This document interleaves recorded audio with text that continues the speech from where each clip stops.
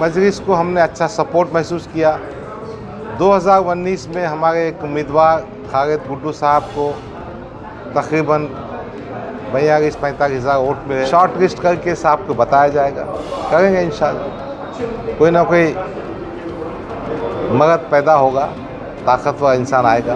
देखिए ना, पार्लियामेंट के टाइम पे हमको 3,86,000 वोट मिले औरंगाबाद में। मैं अपनी कंस्टिट्यूंसी की बात कर रहा हूँ, मुझे 80,000 वोट मिला ना।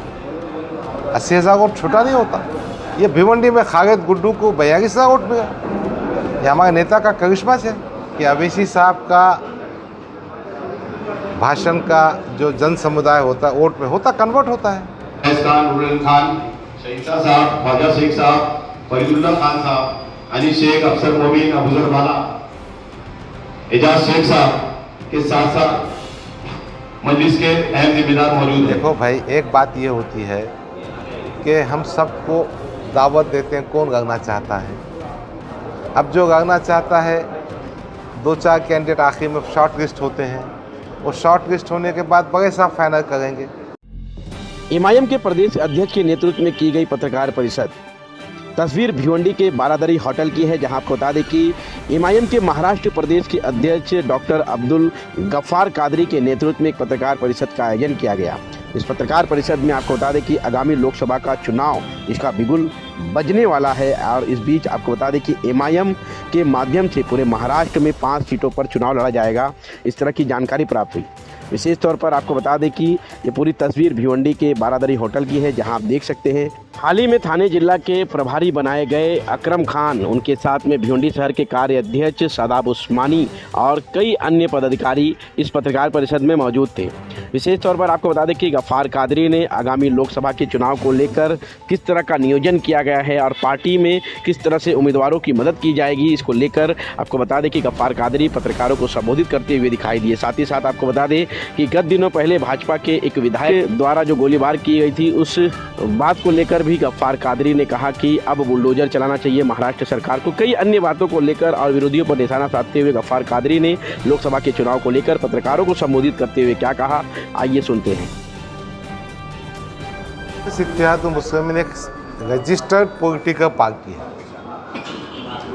हमारी पार्टी को स्टेट पार्टी का रिकग्निशन है तेलंगाना में, और हर पार्टी को अपना पॉलिटिकल एजेंडा आगे बढ़ाने का अधिकार होता है, भारत के संविधान ने दिया। भिवंडी से मजलिस का रिश्ता 2014 से हुआ है। 2014 में हमने पहली बार विधानसभा में चुनाव में हिस्सा लिया था। भिवंडी में मजलिस को हमने अच्छा सपोर्ट महसूस किया। 2019 में हमारे एक उम्मीदवार खालिद गुड्डू साहब को तकरीबन 42-45 हज़ार वोट मिले। तो हमारे पास ये पॉइंट है कि क्यों ना हम भिवंडी के पार्लियामेंट्री इंतखाब में अपना उम्मीदवार उतारें। मैं प्रदेश का प्रभारी अध्यक्ष होने के नाते हमारे कौमी सदर ने मुझे जिम्मेदारी दी है कि मैं इस पार्लियामेंट्री कंस्टिट्यूंसी को घूम फिर कर मालूमात लेकर अपनी रिपोर्ट उनके पास दूं। इसीलिए मैं आपके भिवंडी शहर में आया।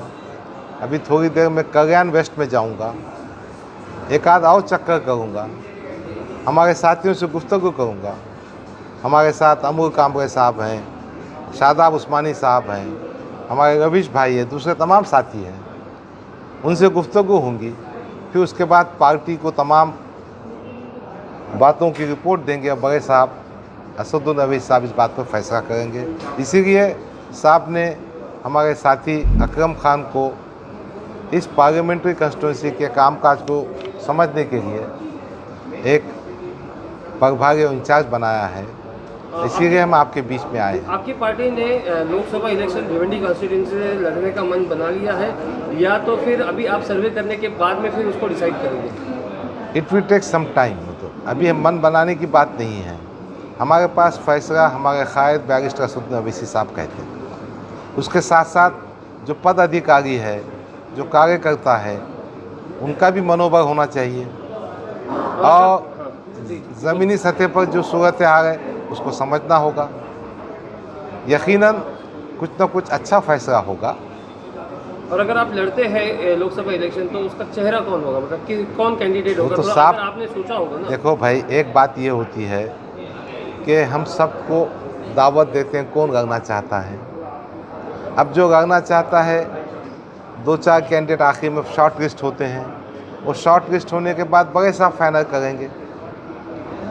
फिलहाल वो भी प्रोसेस चल रहा है कि जो प्रोस्पेक्टिव कैंडिडेट्स मुमकिन जिनका इम्कान है वो कौन हो सकते हैं। जी, ये तो बहुत बड़ा इलेक्शन है ना।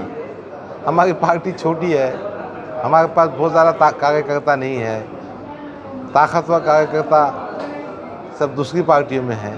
तो कोशिश चल रही है, शॉर्ट लिस्ट करके साहब को बताया जाएगा, करेंगे इंशाल्लाह। कोई ना कोई मदद पैदा होगा, ताकतवर इंसान आएगा। महाराष्ट्र की पॉलिटिक्स में MIM का क्या रोल है? थोड़ा सा, जैसे आप खुद महाराष्ट्र के प्रभारी हैं, तो थोड़ा सा बताइए कि क्योंकि अभी जो महाराष्ट्र की राजनीति चल रही है, इसके अंदर तोड़ फोड़ की राजनीति चल रही है, तो इसमें MIM अपने आप को कहाँ देखती है और आने वाले दिनों में MIM का क्या स्टैंड रहेगा अगर हम लोग मुद्दे की बात करें? देखिए, हमारी पॉलिटिक्स तो इशू बेस्ड है। एक बात तो आपको मानना होगा कि हमारे 2 MLA हैं, मगर तोड़ फोड़ में उनका नाम नहीं आया। देखिए, महाविकास आघाड़ी के टाइम पर भी हम स्टेटस को में थे, जिसे आप तटस्थ कहते हैं। अभी दूसरी गवर्नमेंट बनी, हम स्टेटस को में थे। तटस्थ में तो कहीं ना कहीं मेजोरिटी को फायदा होता है ना। नहीं, वो होगा, कुछ भी होगा। अब हमारी मजबूरी है, एक तरफ कुआं है या खाई है, एक तरफ कुआं है। तो हमने तो अपनी भूमिका मजबूत रखी है कि हम ना इसके साथ जाएंगे ना उसके साथ जाएंगे। देखिए, आज की तारीख में हम कुछ उसूल लेके चल रहे हैं, किसका फ़ायदा किसका नुकसान कुछ नहीं है, उसूल की बात की जाएगी। और महाराष्ट्र में मजलिस को अच्छा भविष्य आएगा, कोशिश चल रही है। म्यूनसिपैलिटीज़ में और कॉरपोरेशन में थोड़ा ठीक ठाक परफॉर्मेंस रहा है। पार्लियामेंट की एक सीट हम जीते, उसके बाद असेंबली में उतना अच्छा परफॉर्मेंस नहीं हो सका, मगर हम कोशिश करते रहेंगे। हम आशावादी है, ऑप्टिमिस्टिक है, और हम चैन से नहीं बैठेंगे।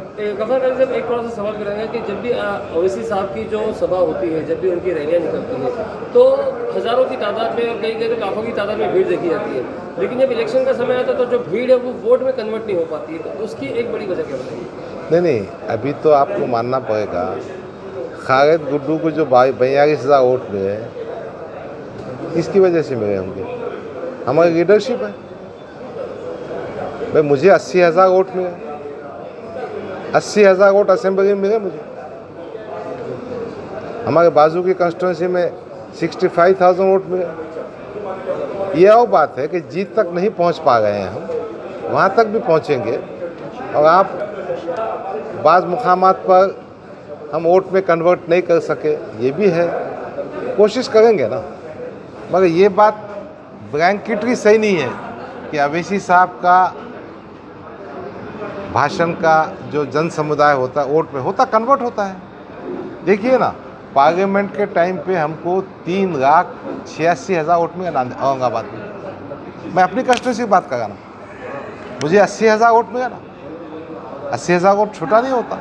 ये भिवंडी में खालिद गुड्डू को 42,000 वोट मिला।